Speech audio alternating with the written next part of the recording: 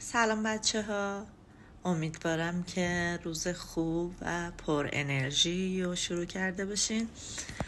بریم که ادامه ویدیو آموزش بوتاکس رو با هم دیگه ببینیم. خب بچه ها، وقتی بوتاکس رو از داروخونه شما میخرین، یه دونه آب مقطر گفتم توشه، یه دونه هم که پودر بوتاکس هستش. بعد همونجا داروخونه که هستین یه دونه سرنگ 5 سی سی از خود داروخونه بخرین. حالا میگم برای چی. بعد حالا که میخواین تزریق کنین و موادتون رو آماده کنین، میان چی کار میکنین؟ آب مقطرتون رو 3 سی سی و نیم با همون سرنگ 5 سی سی که از داروخونه میخرین میکشین. 3 تا 3 سی سی و نیم.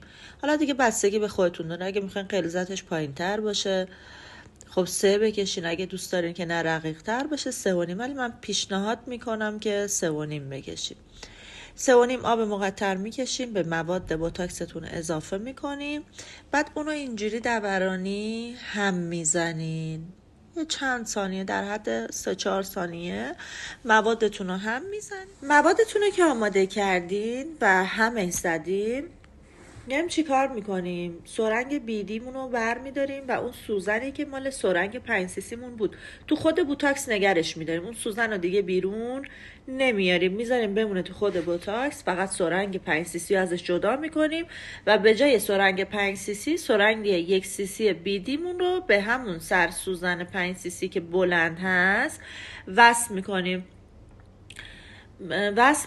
و شیشه بوتاکس رو اینجوری بر میگردونین و مواد ازش تخلیه میکنم. سخت شد.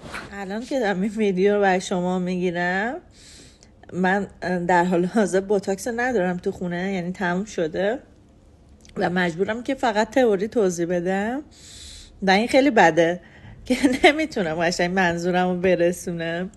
پس شما به بزرگواری خودتون ببخشید تا ویدیو بعدی که من خود مواد آماده کنم و براتون کامل توضیح بدم.